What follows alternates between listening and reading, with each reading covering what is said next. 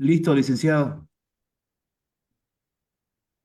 Muy buenas tardes, apreciados colegas del Colegio de Auditores o Contadores Públicos de Pando. Es grato para el Colegio de Auditores o Contadores Públicos de Bolivia, el CAUB, darle la más cordial bienvenida a nuestra plataforma virtual del Zoom para acompañar esta actividad de capacitación para los colegas pandinos, ¿no? Y para presentar esta videoconferencia técnica, doy la palabra a la licenciada Luciana, secretaria de capacitación del directorio del Colegio de Auditores de Pando. Licenciada Luciana. Gracias, licenciado Gil. Muy buenas tardes a todos los presentes, queridos colegas. Tenemos también algunos estudiantes, ¿no?, de los últimos años. Primeramente, agradecerle, ¿no?, por la participación a todos. Estamos ahora reanudando, ¿no?, las, las capacitaciones a través del directorio, ¿no?, del Colegio de Auditores o Contadores Públicos de Pando, con el apoyo del Colegio de Auditores de Bolivia, con el gran apoyo que siempre nos brinda el licenciado Gustavo Gil, agradeciéndole siempre, Licen, por su apoyo, su interés, ¿no?, por nosotros también, los colegas, que no quedemos rezagados, ¿no?, en esta oportunidad. Queremos agradecerle y pedirle a todos los afiliados del Colegio de Pando su participación, ya que de esta manera también vamos a tener capacitaciones técnicas de manera, o sea, la intención es que las tengamos de manera mensual o bimestral, por lo menos, ¿no? Eso de acuerdo al interés que tengan, ¿no?, los colegas de querer estar siempre aprovechando las actualizaciones, aprovechando también ahorita la oportunidad y agradecerle de manera pública al licenciado Eduardo Zúñiga por la predisposición que siempre tiene de impartir su conocimiento con nosotros, su experiencia. Licen, muchas gracias. A nombre del Colegio de Auditores de Pando, le quedamos muy agradecidos. Entonces, con esto, cedo la palabra y doy la bienvenida a la videoconferencia, ¿no?, que nos va a dictar hoy el licenciado Luis Eduardo Zúñiga, que son los nuevos aspectos a considerar en la bancarización, ¿no?, a través de la última resolución normativa de directorio, que son los respaldos de transacciones con documento de pago. Muchas gracias, licenciado. Muchas gracias, licenciado Gil, esperando siempre su apoyo, ¿no? Quedamos muy agradecidos. Te doy la palabra al licenciado Luis Zúñiga. Muchas gracias, licenciada. Estimado Gustavito, un gran abrazo en la distancia. Y bueno, lo que vamos a ver el día de hoy es, pues, en realidad, un tema que recién salió estos días, la resolución, la 1024-6021, la 1024-21, más sencillo, y es unas resoluciones que se están planificando para el efecto de bancarización de la gestión que viene. Vamos a hacer un desarrollo así, la norma. Seguramente tenemos mucho más que vamos a ver más adelante, cuando veamos los aspectos técnicos, porque hasta el momento solo disponemos de la resolución normativa. El tema de la bancarización son cambios y modificaciones que nacen el año 2011 con una modificación de una ley que era una ley presupuestal, que con esa ley presupuestal han modificado el Código Tributario. Había mucha discrepancia en si es que una ley que es transitoria podía modificar un código tributario. Se quedó así, se quedó hasta ahí, hasta el momento. En esa época la resolución de bancarización era genérica, donde se tenía, pues, bancarizar todo y nada, porque recuerdo que en algún momento hablábamos con algunos amigos y decían, con bancarización están enviando basura, porque todo y nada bancarizaban. Pues recordemos también cuánto eran las sanciones en esa época de bancarización. La bancarización era mensual. Nació con una resolución, la 10-11-11. Y ahora están volviendo a ese efecto, que la bancarización va a ser mensual. Pero en esa época las multas eran las sanciones altísimas. Entonces, los contribuyentes detenían más a la sanción que al envío de la información, por lo tanto, bancarizaban todo y nada. O sea, cualquier operación mayor a 50.000 bancarizaban. Y era, ¿por qué? ¿Por qué bancarizas? ¿Querías bancarizar? Por si acaso. pasó el tiempo, fue mejorando en la resolución 1715, que realmente fue mucho más específica, donde ya sabíamos más claramente qué se pensaba. Había todavía algunos aspectos que esperemos que tal vez esta que sale y va a salir seguramente más modificaciones para ir siendo más específico el cumplimiento de cada uno de nosotros como contribuyentes, pues esperemos, ¿no? Porque con la 1715 ya, por fin, en la 1111 decía, transacciones mayores a 50,000 se bancarizan, punto. En la 1715 ha sido más específica y eran transacciones de compra y venta son las que se bancarizan. Y es más, delimitan más el espacio. Solamente operaciones dentro del territorio nacional. Y esta última modificación que es la 2421, es la que vamos a ir viendo adelante. Aquí, en el primer capítulo, y aquí hemos intentado hacer una comparación, solamente en esta primera parte, porque lo demás prácticamente es casi igual en cambios interesantes, y al final vamos a sacar unas conclusiones de las observaciones que estamos empezando a ver. Vamos a sentarnos con otros colegas con experiencia, especialistas en el área, para ver qué otras observaciones podemos hacer. En la 1715 hablaba de operativizar tratamiento tributario de pagos de compra-venta, que sean mayores o iguales a 50,000. En la 21 en su objeto da lo mismo. Reglamentar el tratamiento tributario de los pagos emergentes de transacciones de compra-venta, ya sean bienes o prestación de servicios. Pero además establece en el objeto que esta resolución va a establecer la forma, medios y plazos para el registro y envío de la información. Ahí es donde vamos a ir viendo ciertos elementos que no están tan acorde como debería. En este primer punto de el alcance se repite. Es el mismo elemento, el mismo efecto que se tiene con la resolución. Están alcanzados todos los sujetos, personas naturales, jurídicas, en cualquier forma en que se asocien o utilicen las mismas entidades e instituciones públicas, las empresas públicas y organismos del Estado que realicen los pagos, compra-venta, por un importe mayor o igual a 50,000 bolivianos dentro del territorio nacional. Y esos pagos pueden ser pues al contado, compras, ventas al crédito, pagos parciales.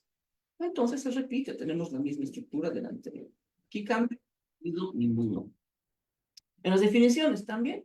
Las definiciones siguen siendo prácticamente las mismas, que es una operación de compra-venta de bienes contra servicios que involucran la erogación de recursos monetarios. Ok. En la resolución establece que aquí dice, ¿no? Involucra la erogación de recursos monetarios. Pero esa será la definición en la resolución normativa directoria. Una transacción puede ser intercambio de servicios y eso todavía va a seguir en la nebulosa, ¿no? Dependiendo mucho de la interpretación que se haga en la administración tributaria, porque hasta el momento la administración tributaria establece que cuando hay intercambio de servicios no se bancariza. ¿Por qué? Porque no es una transacción que eroga recursos monetarios. Esa es la interpretación que se ha visto, se ha escuchado y está en evidencia en redes sociales. La transacción obligada a respaldarse con documento de pago, pues son las operaciones mayores o iguales a 50,000. A través de un solo pago o con pagos parciales, con montos inferiores que corresponden a una misma transacción o contrato. Esta definición es muy importante. El documento de pago, aquí sí cambia algo en la definición, porque aquí ya me dice bien clarito, ¿no? El documento de pago, esto viene y nace de la misma, del mismo código tributario. ¿Cuándo es un medio fehaciente de pago? Según el código tributario, el medio fehaciente de pago es un documento emitido por una entidad regulada por la ASI. Y aquí nos establece una definición parecida, ¿no? Idéntica, la misma. Documento físico o electrónico que cumple la condición de ser emitido y reconocido por una entidad financiera regulada por la ASFI o documento emitido por el Banco Central. Tales como, pero aquí sí me delimita, me dice, son cheques, transferencias de cualquier naturaleza, depósitos en cuenta, una definición importante, porque muchas veces, hace mucho tiempo atrás, escuchábamos decir que el depósito no era medio fehaciente de pago. Aquí está clarito. Se mantiene más. Cartas de crédito y operaciones a través del SIGEP. Solo que en la anterior disposición decía que esto era enunciativo, no limitativo. Ahora solamente me han puesto así específico. Pero por el momento son las operaciones que vemos en toda magnitud. Me dirán, transacciones QR. Una transacción QR es una transferencia. Transferencias electrónicas, desde celulares, desde la web, son transferencias de cualquier naturaleza, entonces ya se encontró el todo. Y los servicios continuos, una definición interesante. Continuos, que aquí ya le han dado el mismo enfoque que era de solución normativa de la 10, 21, 11, que es el sistema de facturación en línea.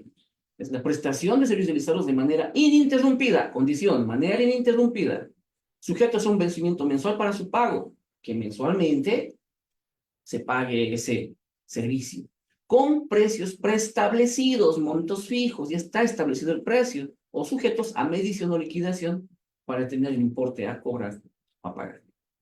No, es una definición mucho más allegada, más consensuada del mismo sistema de facturación, porque antes era otra definición. Y esto tiene mucho que ver con el perfeccionamiento del hecho generador. En el segundo capítulo ya nos habla y establece los documentos de pago y sus efectos tributarios. Los efectos de las transacciones, y vuelve a aclarar que los pagos emergentes de transacciones de compra-venta, cuyo valor sea total, sea igual o mayor a 50,000, tienen que estar respaldados con documentos conforme establecen las definiciones. Más adelante vamos a ver qué pasa si no tiene un medio fehaciente de pago que respalde la transacción. Simplemente es un elemento de que la transacción para efectos tributarios es inexistente, tal como es el código tributario. Los documentos de pago serán válidos siempre que contengan como mínimo elementos importantes. La razón social de la entidad que emitió el documento de pago. ¿Qué banco? Número de transacción, operación o documento. Todas los medios fehacientes de pago tienen normalmente un número que la identifica. Fecha de la transacción y el importe de la transacción. Los datos mínimos que tiene que contener nuestros medios fehacientes de pago y que normalmente cumplen en la práctica todos los bancos, ¿no? Una definición sobre los pagos de transacciones obligados a respaldarse con documento de pago. Aquí es importante, una aclaración muy importante, que deben contener como origen y destino la cuenta del titular del NIT, de las personas naturales o de las jurídicas. Entonces, mis operaciones tienen que ser uno a uno, origen y destino de los titulares de los NITs.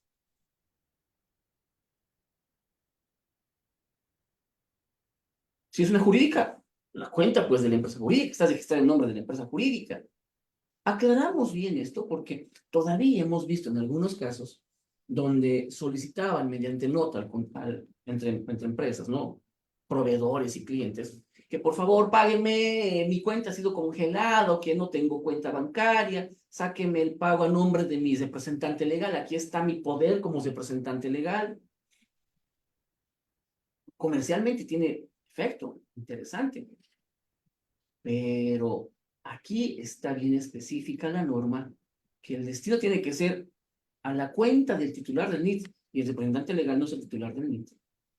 Es un elemento importante. Esto es literal. Pero pueden decir, pero podemos interpretar que según el Código de Comercio, sí es posible. Seguramente en el tiempo se va a poder ver, se va a poder identificar elementos en procesos judiciales. Como que hay jurisprudencia, hay sentencias. Pero eso es importante. Entonces, de aquí en adelante, o sea, volver a recordar que las operaciones, cuando son mayores o iguales a 50,000, tienen que ser de cuenta a cuenta, origen y destino de los titulares del NIT. ¿Y qué pasa cuando no tenemos respaldo de los medios fehacientes? Se mantiene la misma esencia de bancarización. En el caso del comprador, simplemente se genera una pérdida de crédito fiscal. Eso de simplemente es, ¿no? Medio que en una operación, pónganse, de 50.000 bolivianos, ¿cuánto es el crédito fiscal de esos 50.000? Aquí usamos un poquito de Excel. 50.000. Crédito fiscal. Entonces aquí colocamos el IVA, crédito fiscal. Déjenme quitar esto que no me gusta. El IVA será el 13%.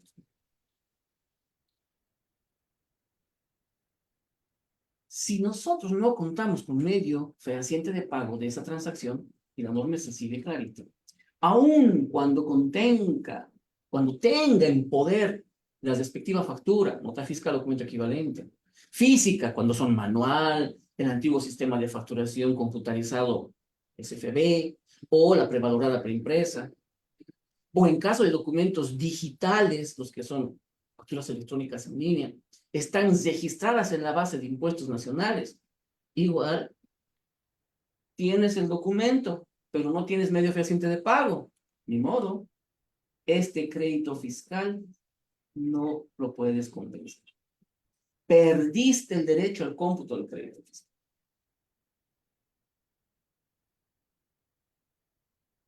Eso es para el comprador. ¿Y para el vendedor qué pasa? Se mantiene, ¿sí? Y para el vendedor, la imposibilidad de compensar el débito generado en dicha transacción con créditos fiscales que tuviera para efecto. Mucho más claro. Entonces, si yo tengo un crédito fiscal, no puedo utilizar para compensar este débito. Y ahí me genera el mismo problema que venimos arrastrando desde el año 2011, desde que nace bancarización.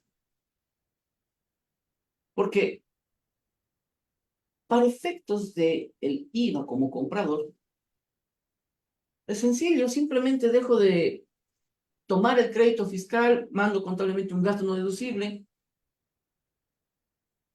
y no tomo en cuenta en mi registro de compras y ventas esa factura porque el crédito fiscal no lo voy a cobrar. Pero para efectos del IVA débito fiscal, ahí nace un conflicto. Y ese conflicto es precisamente cómo nosotros vamos a respaldar, cómo vamos a liquidar más que todo. Porque el formulario 200 no es un formulario en el que yo pueda colocar el importe que voy a presentar.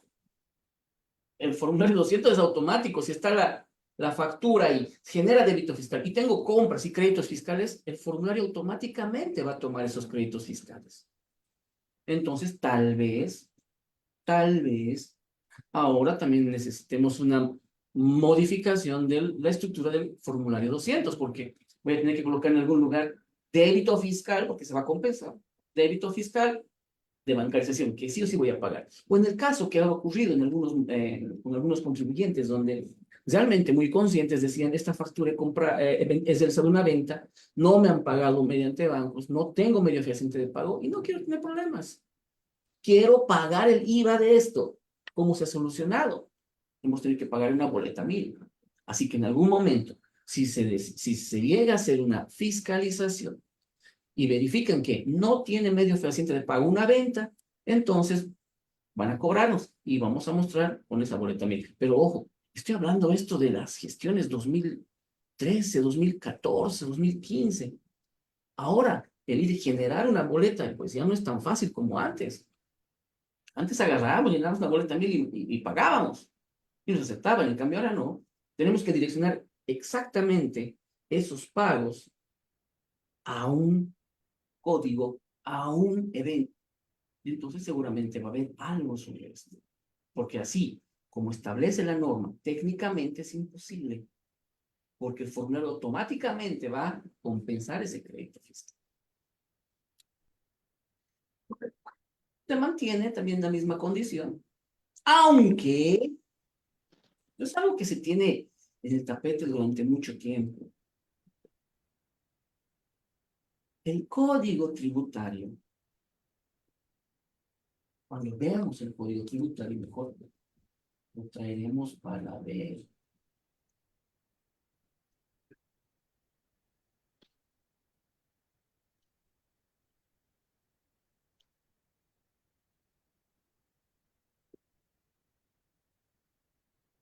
Código tributario.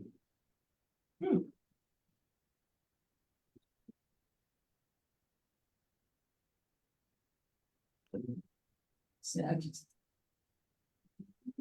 Este es el activo. La ley 812. Estamos aquí. ¿Por qué es importante este elemento que habla sobre los impuestos? Y bueno, o sea, si vamos a hacer la interpretación literal, tenemos que hacer la interpretación literal correctamente. Y es algo que debería de haberse en su momento, yo creo, en el 2011, haber hecho alguna representación sobre el tema. Porque cuando nosotros hablamos del código tributario, aquí está, vamos, uno de los, el último, aquí está. Si nosotros nos vamos al artículo 11,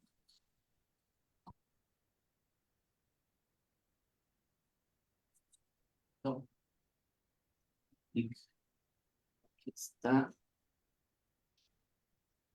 al artículo 66, numeral 11, estamos con dislexia.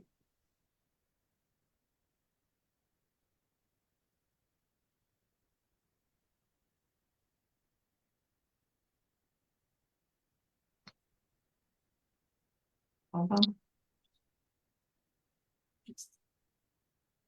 66, numeral 11. Mira lo que dice el Código Tributario.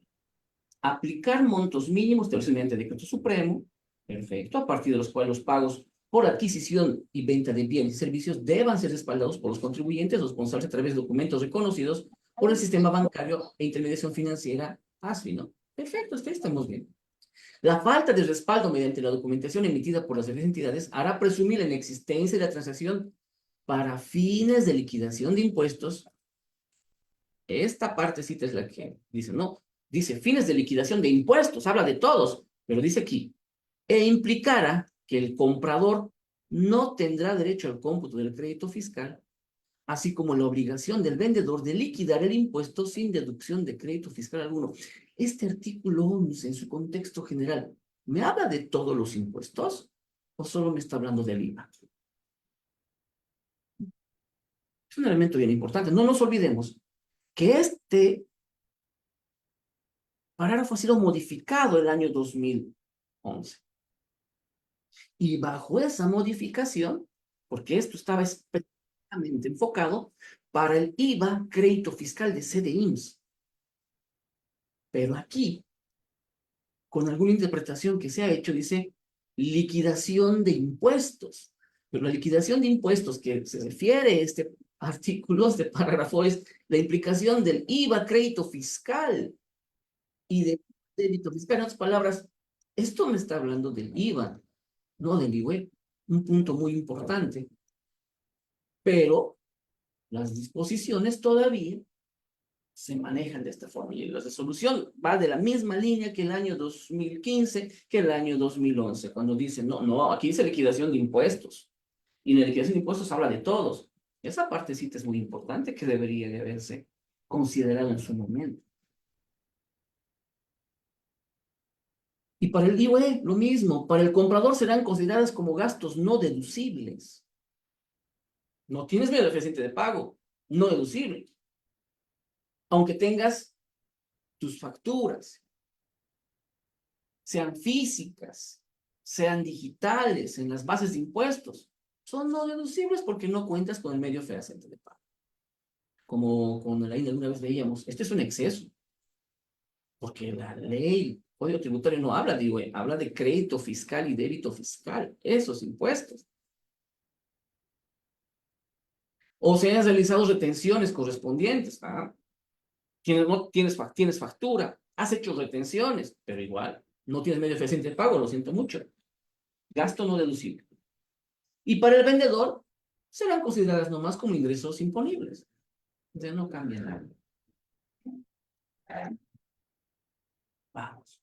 Para el RCIVA, lo mismo. Dice que no se puede imputar como pago a cuenta sobre este impuesto, porque el RCIVA es un pago a cuenta. Las facturas que presentamos son pagos a cuenta del RCIVA. Y dice, no pueden imputar como pago a cuenta de este impuesto. Esas facturas que estén presentando en su formulario impreso, en este caso en el 110,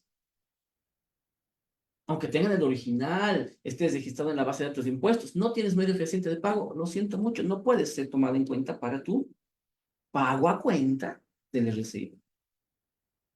No puedes imputar ese pago a cuenta. Respecto a la anterior disposición, se mantiene, no ha habido modificación alguna. Pero hay algo interesante que incorporan en este punto, un segundo parágrafo del artículo 5, y establece que los efectos tributarios señalados en los parágrafos anteriores, crédito fiscal no computable, gasto no deducible, para el vendedor tiene que pagar sí o sí el débito fiscal, el RCIVA no puedes computar. ¿Qué dice?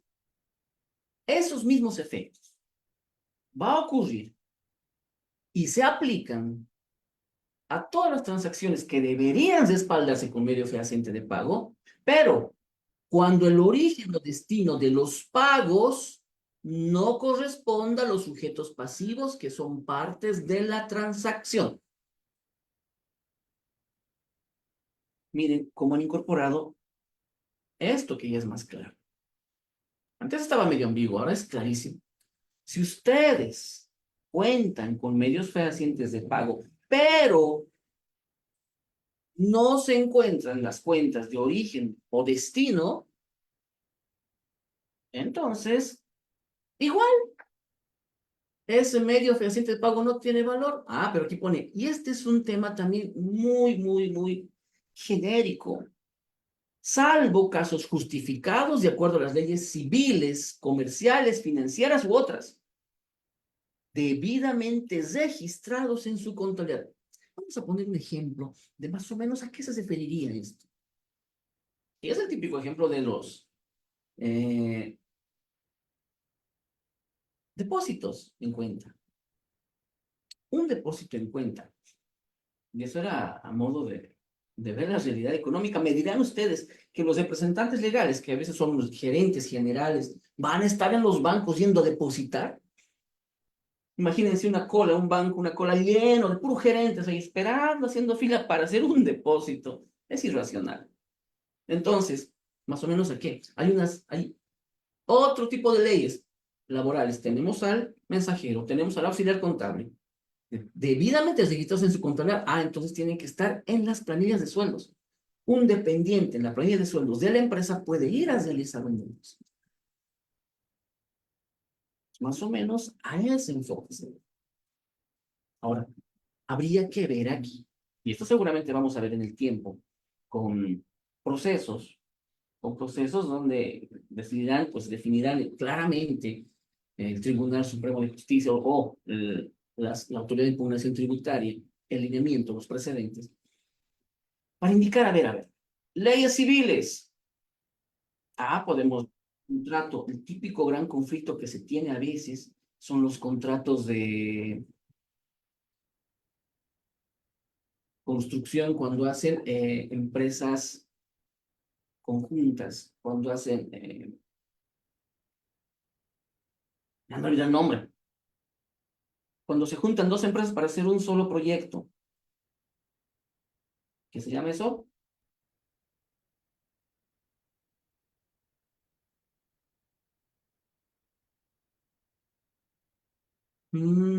Contratos de empresas accidentales, sociedades accidentales. Esas sociedades accidentales, hay una empresa líder, y a veces el contratante, que es normalmente el Estado, por un proyecto tan grande, le hace el pago a la empresa líder. El total, pero sin embargo, para ese pago, para la planilla de avance, cada empresa, parte de la sociedad accidental, envía su factura. Entonces hay 2 facturas mínimamente, pueden ser más sociedades que se juntan accidentalmente para un proyecto, envían las facturas, pero hay un solo pago a la empresa líder. Entonces la empresa líder tendrá que entregar igual mediante medios fehacientes de pago a cada uno lo que le corresponde y en base a esa ley, un contrato entre partes civil válido como empresa accidental puede ser justificado. Entonces, este es un elemento que va a abrir a mucha interpretación y que seguramente en el tiempo, si la administración tributaria no es clara en esto, bueno, pues los tribunales, tanto administrativos, que es la Autoridad de Impugnación Tributaria, o los tribunales de administrativos contenciosos tributarios que tenemos, son los que darán los lineamientos para decir que sí es, que no es. Así que aquí tenemos un elemento interesante que tenemos que tomar en cuenta. Pero la recomendación siempre va a ser, no traten siempre. Cuando sean operaciones mayores o iguales a 50.000 bolivianos, cuenta. Y les repito, si viene un representante legal, soy representante legal, aquí está mi poder, páguenme a mi cuenta, puede ser posible que sea válido, como puede ser posible que no sea válido, porque es una ley civil ahí entre partes. Pero mejor evitar los problemas si sacan el cheque a nombre de la empresa, qué sé yo, empresa X SRL, pero utilice el poder que tiene para cobrar ese cheque en efectivo. Yo he cumplido, y ese cheque para mí es un medio fehaciente de pago. Va a haber varios casos en ese sentido. Las transacciones por montos menores a 50.000 bolivianos, y este sí es uno de los puntos importantes dentro de las conclusiones que genera y va a generar mucho conflicto, ¿no? Porque aquí me habla que de montos menores a 50.000 bolivianos, en las que exista similitud en las operaciones, patrones de temporalidad de las mismas o recurrencia de proveedores que denoten fraccionamiento, son consideradas como una sola transacción. Aquí sí que vamos a tener grandes problemas. Porque en la práctica y en la realidad económica existen casos que yo hago una operación, una transacción con una empresa. Luego me interesa, hago la misma transacción con la misma empresa. La primera semana y la última semana. 2 transacciones completas. Pero con este parágrafo se abre el elemento de presunción. No, es que hay recurrencia de proveedores. El proveedor 2 veces compra en el mes. Entonces has fraccionado algo que ya ha ocurrido antes. Sobre este punto existe sentencia del Tribunal Supremo donde dice un cachito. La bancarización no es acumulable, no es porque en el mes ha comprado varias veces y sumadas todas las facturas suma 50.000, tienes que bancarizar, no. Cada operación es única. Entonces vamos a ver qué va a ocurrir, porque esa jurisprudencia existente está en contra de esto. Y esta disposición, este artículo específico, este parágrafo del artículo 5 específicamente, va en contra de la jurisprudencia. ¿No? Este es un tema, un elemento muy importante que de entradita veíamos con Alain, analizábamos, pucha, ¿no? Esto sí va a traernos conflictos. Pero estamos en una etapa donde esto se va a entrar en vigencia de aquí en ya pues 3 meses. Pero veamos qué tenemos que hacer. En el caso de que el importe total de esa transacción sea igual o superior al importe mencionado anteriormente, 50.000 bolivianos, deberá respaldarse con documentos de pago. Lo contrario dará lugar a los efectos tributarios previstos en el párrafo 1 del presente artículo. O sea, si acumulados suman más de 50.000 y esa presunción, ¿quién la va a hacer? Que aquí me está dejando muy abierto. Este es un tema muy delicado. Este sí es un cambio importante el que tenemos que empezar a tener cuidado. Tenemos que empezar a ver qué acciones tomar. Bueno, como contribuyentes, ¿no? los contribuyentes, seguramente las cámaras de representantes de empresas, las cámaras de comercio estarán haciendo ya sus representaciones, porque esto afecta directamente al contribuyente. Punto 1. Punto 2, registro de documentos de pago. Y en el artículo 6, cuando ya vemos el capítulo 3, los contribuyentes de régimen general alcanzados por esta resolución, dice, deben registrar de manera correcta las transacciones obligadas a respaldarse con documento de pago en el registro auxiliar de bancarización. Perfecto. Aquí viene un problemita. Dice, en el periodo en el que se realizó el pago. Muy bien. Le hacemos caso a la norma. En el momento en que hemos realizado el pago, tenemos que registrar. Independientemente que se trate de pago único, pago parcial, pago anticipado o pago posterior a la emisión de la factura. Inclusive en el caso de transacciones no alcanzadas. Eso vamos a ver en sí. Primero esta parte. En el periodo en que se realizó el pago. Y vamos a poner este ejemplo. Sencillísimo. Expo Cruz. Expo Cruz. Compramos un vehículo con crédito directo. Y para comprar un vehículo con crédito directo, pónganse que pagamos el 20% de el total. Y los demás pagos vamos a ir pagando mensualmente por el lapso de un año. Pongamos $40,000. En el mes de septiembre se realiza el pago del 20%. Pregunta, ¿me van a dar la factura? Ojo, no nos olvidemos el artículo 4, inciso A de la ley 843, perfeccionamiento del hecho generador. Cuando es venta de bienes, ¿cuándo nace la obligación de emisión de la factura? Cuando exista transferencia de dominio del bien.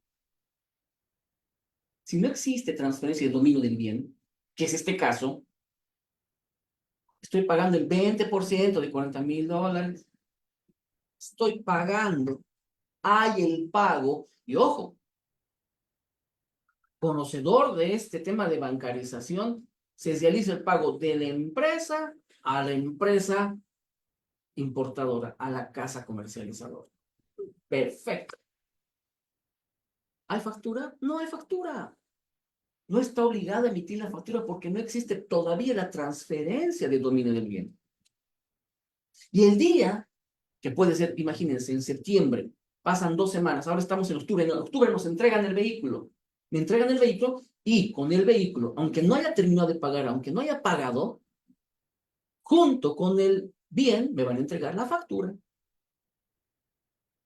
Entonces, ahora tengo la factura, pero el pago se ha hecho el mes pasado.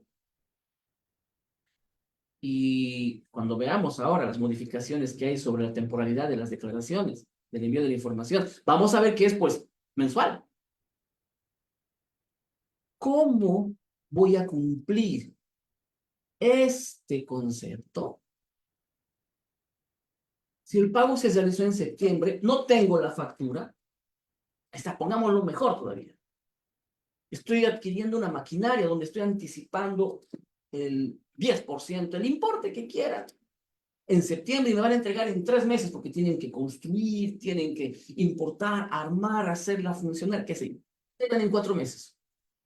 ¿Cómo voy a bancarizar solo el pago si no tengo la factura con que relacionar? Ahora, tal vez estamos siendo anticipándonos a algo porque hasta el momento no se conocen los aspectos técnicos. Como más adelante dicen, ¿no? Los aspectos técnicos están en la nube. Vamos a ver si está en la nube. No está hasta el momento. Tal vez no estamos anticipando. Tal vez en los aspectos técnicos no solucionan el problema. Pero si vamos a analizar con lo que ahora tenemos, que una operación de bancarización es un medio fehaciente de pago relacionado directamente con un documento, una factura, con una factura que tienen que estar relacionadas. ¿Cómo voy a bancarizar si no tengo la factura? ¿Por qué? Porque todavía no se cumplió con el perfeccionamiento del hecho generador. ¿no? Punto importantísimo que también aquí estaría medio que... Habría que ver qué pasa en el tiempo, habría que ver los aspectos técnicos en cuanto suban a la administración tributaria para ver si se puede o no cumplir con esta condición. Si yo puedo bancarizar un mes sin tener la factura. Importante. Dice, hasta ahí ya vemos otro punto débil. Ahora vemos, inclusive, dice, no tenemos que bancarizar, inclusive en el caso de transacciones no alcanzadas por el IVA, compra de un departamento, bienes inmuebles, igual tengo que bancarizar. Transacciones con regímenes especiales, pueden existir casos. Transacciones sujetas a retenciones tributarias. En el momento de pago tengo que hacer, ahí no hay un problema, porque un régimen especial me va a dar pues todos los documentos que respalden esa transacción, como los que establece la norma. En retenciones voy a tener los documentos, los datos de la retención. Entonces ya vamos a poder tener, seguramente en los aspectos técnicos saldrá pues con las retenciones que vamos a utilizar como documento a bancarizar. Porque el documento a bancarizar tendría que ser el recibo que estamos pagando, me están firmando, la declaración jurada de las retenciones, vamos a ver qué aspectos técnicos. Y en todo caso, siempre venta de bienes.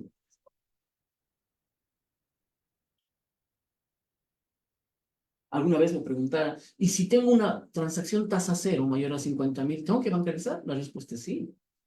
Porque por así, tal como está estructurada esta resolución normativa de directorio, no habrá ningún conflicto con el crédito fiscal porque no tiene IVA una transacción tasa cero. Pero el gasto, el costo, para que sea reducido, tiene que ser bancarizado. En todos los casos se deberá registrar cada pago de desembolso de forma independiente y acumulativa hasta alcanzar el monto total de la transacción o contrato. Estoy así ansioso por ver los aspectos técnicos, ese anexo técnico. Las transacciones de servicios continuos no serán sujetos a registro. Se mantiene lo que teníamos en la resolución antigua, la 1715. Transacciones, servicios continuos no se bancarizan, a excepción de que si yo pago varios meses con un solo pago, ahí sí bancarizo. Ejemplo, algunas empresas de telecomunicaciones pagan el alquiler de antenas por todo el año. Y cada año el alquiler es de 16.000 bolivianos. Entonces, sumados de todo el año, ya pues supera los 50.000. Ahí sí tiene que bancarizar. ¿No? Es efectos de medios fehacientes de pago para servicios continuos. Ese es otro cambio interesante, importante, el envío de la información.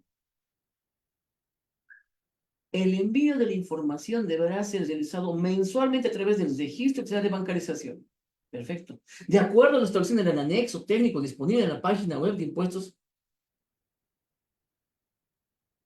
A ver, vamos. Se supone que esta es mi página de impuestos nacionales y hablando me decían, esa información se va a encontrar aquí, junto con estos otros anexos técnicos. Claro, este es el tema de facturación. Aquí debería aparecer bancarización. Aquí está, anexo instructivo técnico. En la tarde no había, ya lo han subido, qué bien. Aquí tenemos registro y control. Aquí están los aspectos técnicos. En la tarde no había. Aquí está. Miren que esto es el cargado del portal y aquí no está bancarización. Pero ahora que hemos entrado, se actualiza en este nuevo y ahora sí ya tenemos bancarización. Ahora tenemos que empezar a ver el registro auxiliar de compras, el registro auxiliar de ventas. Esto es ya para un análisis más profundo que seguramente vamos a realizar técnicamente, porque lo que estamos viendo ahorita es la resolución, la disposición, a lo que tenemos que ir preparándonos. Y estos aspectos técnicos ya tenemos que ver en la práctica. No se olviden de la teoría a la práctica, porque después no nos puede estar charlando todo, ¿no? Registro control de transacciones.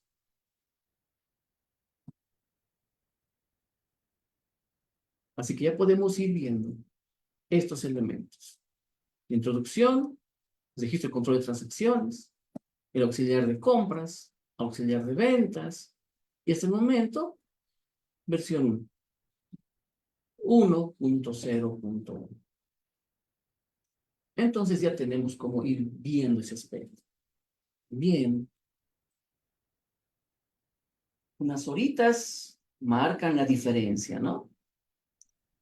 Ahora aquí hay. Hace unas horas atrás no hay. Y en base a este aspecto técnico tenemos que ir viendo el cronograma. Ahora el envío es mensual.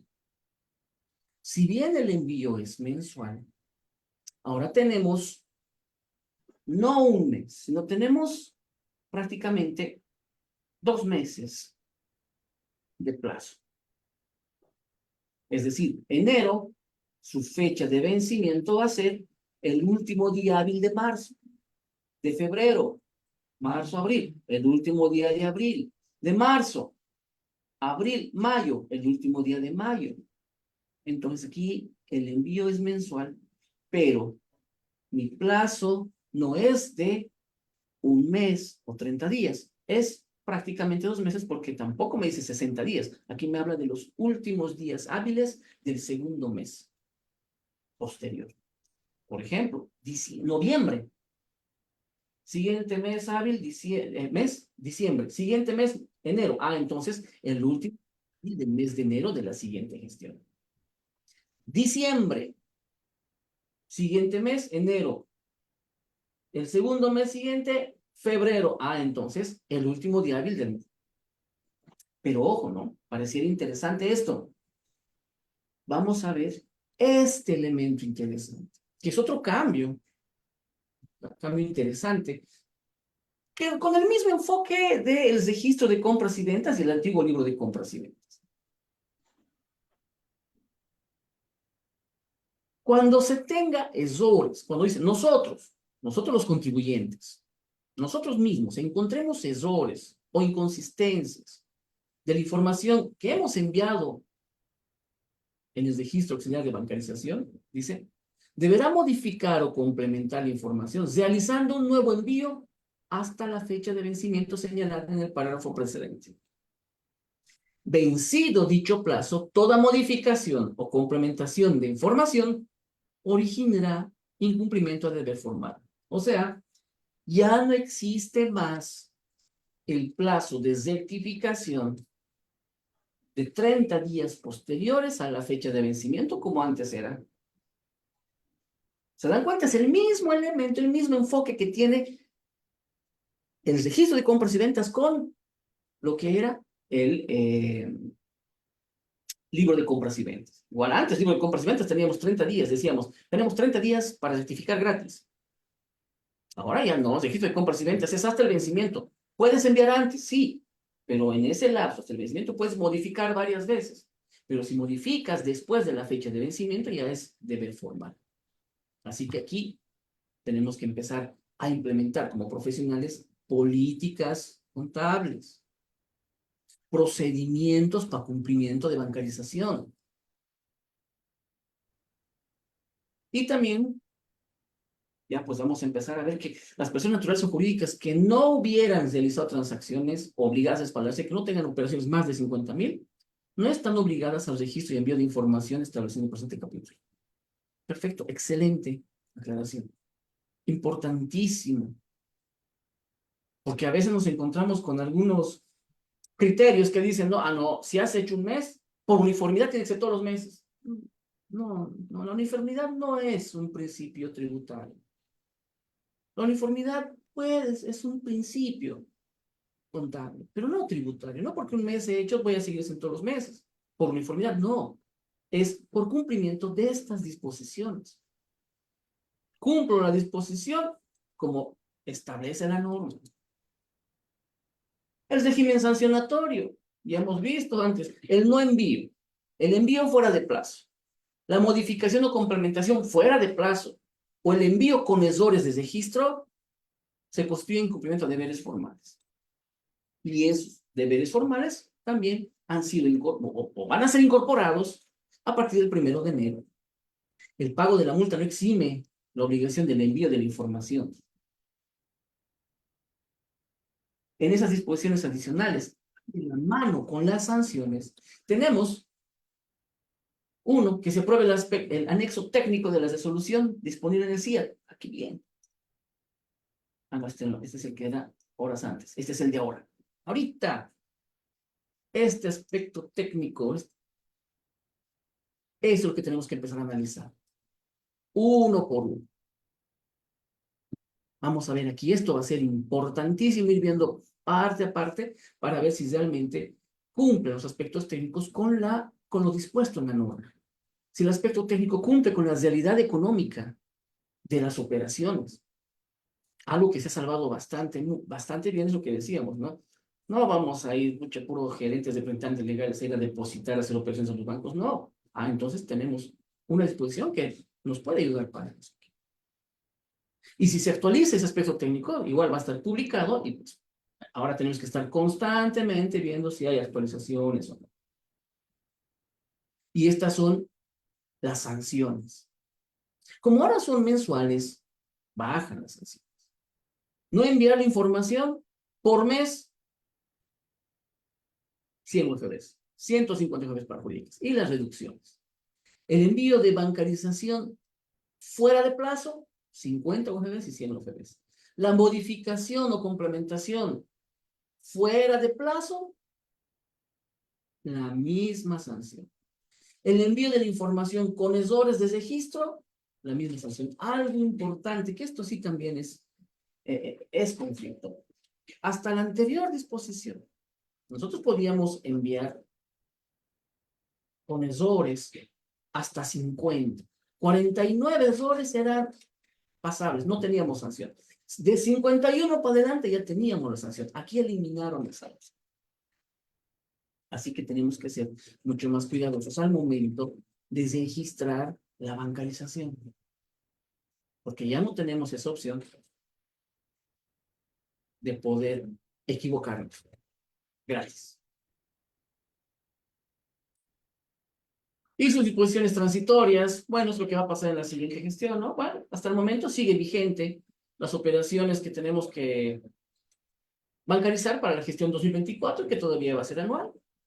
Y dicen, ojo, pero esto ya es a partir de la vigencia de esta disposición. Si ustedes tienen que rectificar o enviar bancarización de ejercicios anteriores al 2024 o del 24 mismo, van a tener que hacer, si estamos ya viviendo en el año 2025, van a tener que utilizar la actual opción del CIAS. ¿No? Lo mismo que lo que ocurre con nuestros registros de compras y ventas. Si tenemos que hacer una rectificación de libros de compras y ventas del antiguo sistema de facturación, el sistema de facturación virtual, ya no se puede utilizar esos formatos. Ahora tenemos que utilizar el registro de compras y ventas para hacer esas modificaciones. No, lo mismo es aquí. Para modificar algo, ahora me utilizan los nuevos formatos. El registro de transacciones deberá ser registrado correctamente en el registro auxiliar de bancarización. Ahora sí, hace unos cuantos minutos disponible en la página de impuestos. En el periodo en que se realizó el pago, otra vez. Este puntito es algo que va en contra de la norma. No es algo que hay que tomar con pinzas. No puede una disposición ir en contra de la ley. ¿Cómo voy a bancarizar? Hay que analizar esos aspectos técnicos de cien. Vamos, esta es una introducción.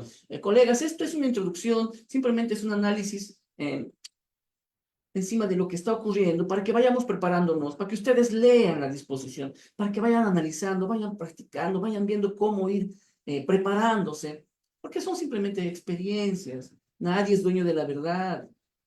Y seguramente ya cuando empecemos a hacer la práctica, cuando empecemos a enviar la información, recién vamos a poder decir está bien, está mal, falta esto, falta lo otro, que todavía voy a dejar por un acto de buena fe, por la presunción de la buena fe, que ese aspecto técnico me va a poder dejar bancarizar aunque no tenga factura. Hay el pago, pero no hay la factura porque no se perfeccionó el hecho generador. Vamos a ver eso, ¿no? En el caso de pagos anticipados, la transacción debe ser registrada en el periodo de emisión de la factura. Es que esto es una disposición transitoria.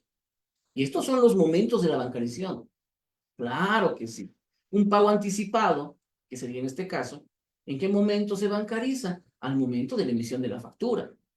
Este punto que estaba en los momentos de la bancarización, así le denominábamos nosotros los momentos de la bancarización, en la disposición la 10.17.15, sí cumple con el perfeccionamiento del hecho generador.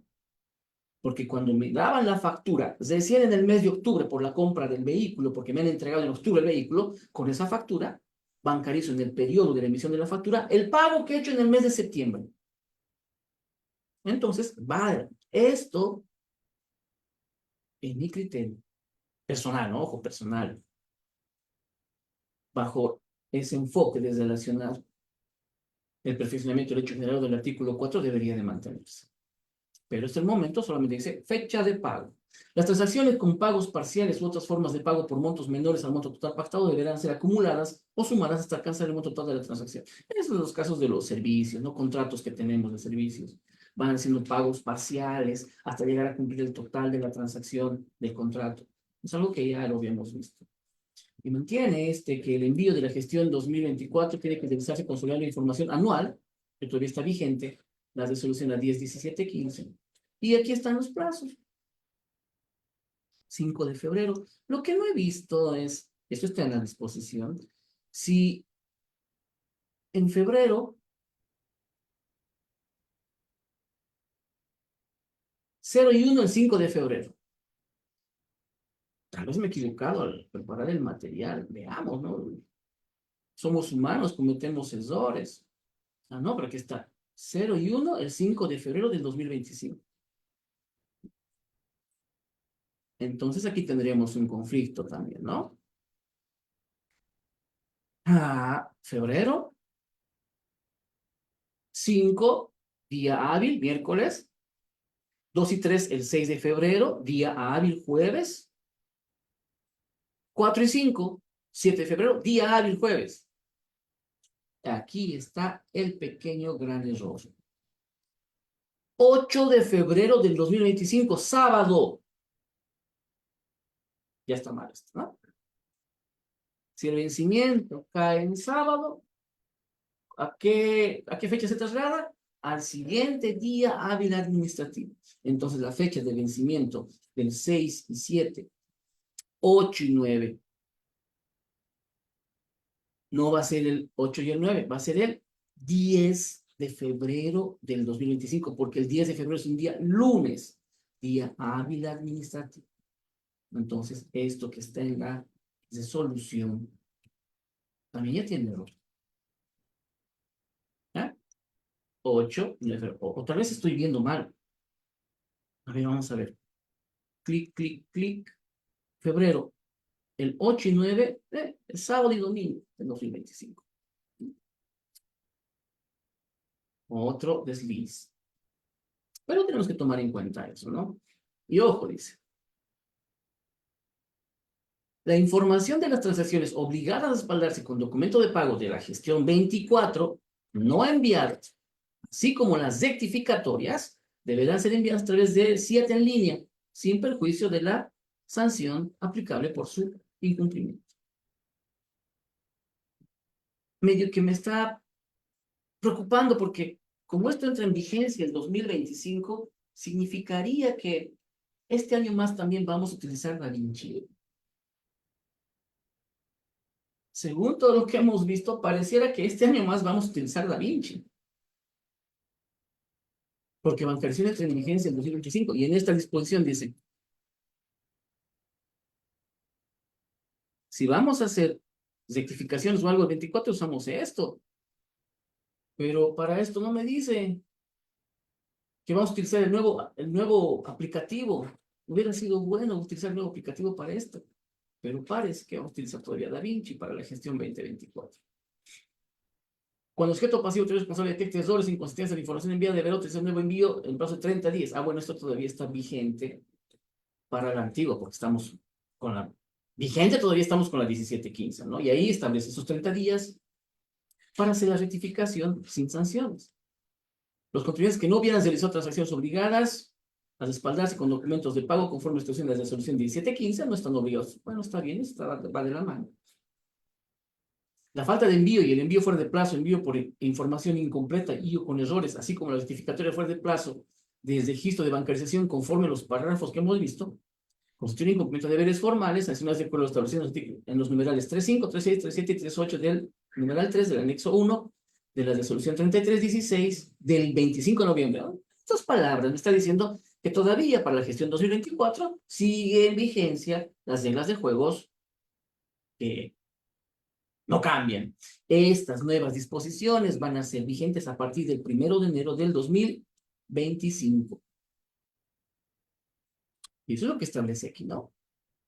A la vigencia de la presente resolución queda abrogada la resolución del directorio de la 10.17.15 del 26 de junio del 2015. Y en su disposición final única, la presente resolución del comité directorio y su anexo técnico entrarán en vigencia a partir del 1 de enero del 2025. Entonces, cuando entre en vigencia, esto recién funciona. Mientras tanto, sigue vigente esto. Ahora falta esperar qué nos va a pasar en 2025. Tal vez enviemos bancarización con el nuevo, con los nuevos, el nuevo aplicativo.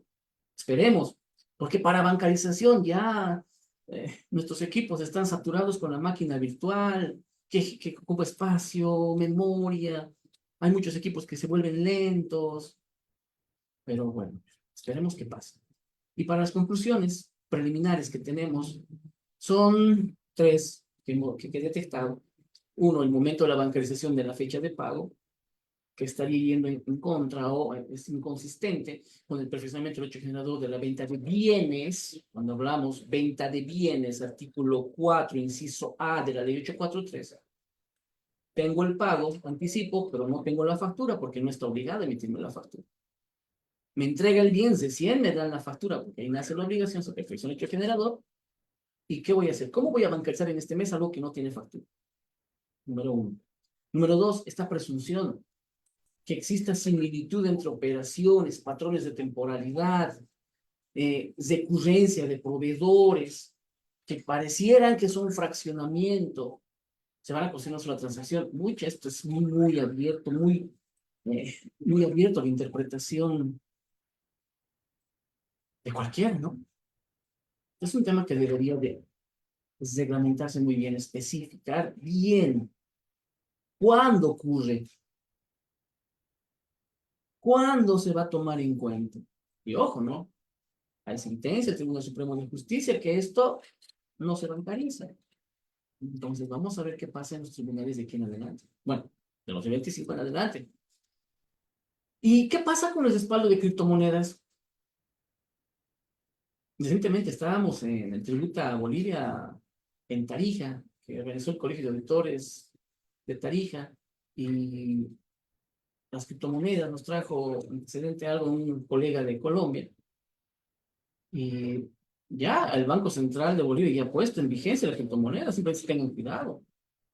Y en la realidad económica estamos viendo pues alternativas, todo tipo de alternativas para poder subsistir en este medio que ahora tenemos. Entonces uno de los elementos es el de criptomonedas para poder importar, para poder pagar. ¿Qué pasa?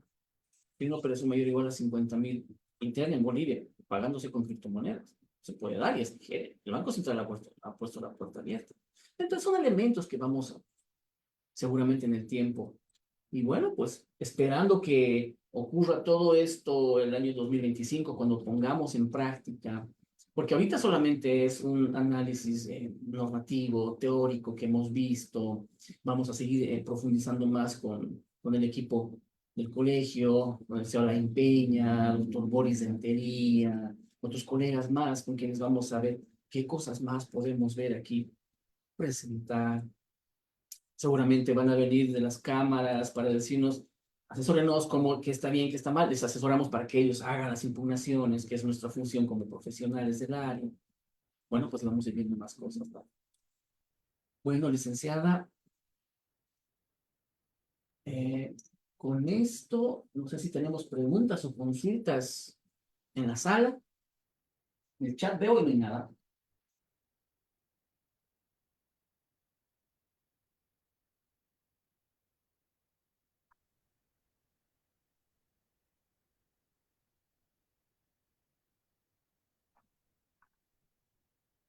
Habremos terminado, licenciada Luciana, ya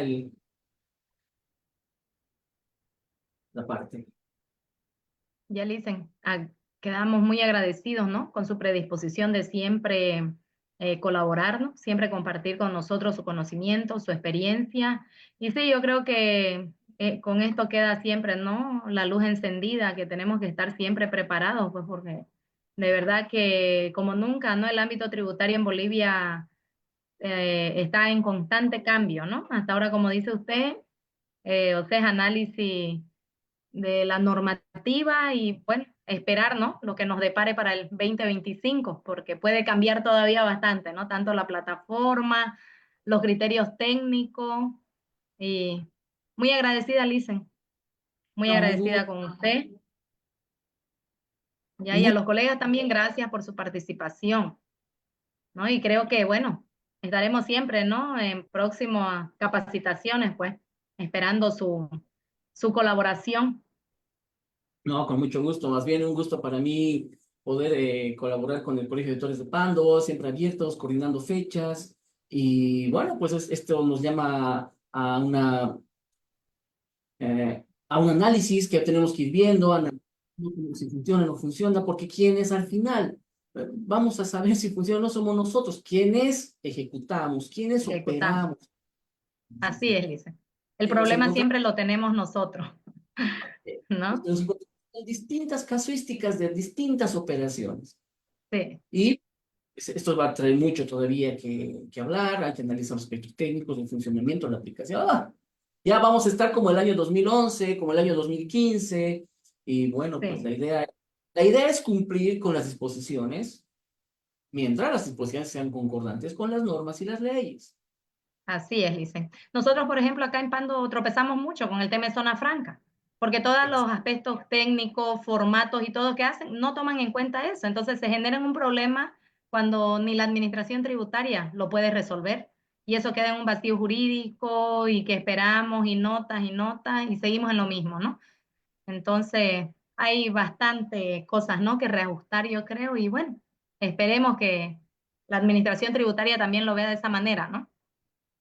Claro, y vamos a ir viendo cada vez más, o sea, nuestra profesión es tan hermosa que todo el tiempo dinámicamente anda cambiando y nosotros tenemos que estar a la vanguardia, cumpliendo con nuestro código de ética, tenemos que estar constante capacitación, constante preparación para pues, poder brindar el mejor servicio a nuestros clientes. Licenciada, Así un es. gusto, un abrazo, Igualmente, licenciado, muchas gracias. A nombre del Colegio de Pando, quedamos muy agradecidos, Lice. hasta otra oportunidad. Hasta otra oportunidad, Lice. Bendiciones a todos. Gracias.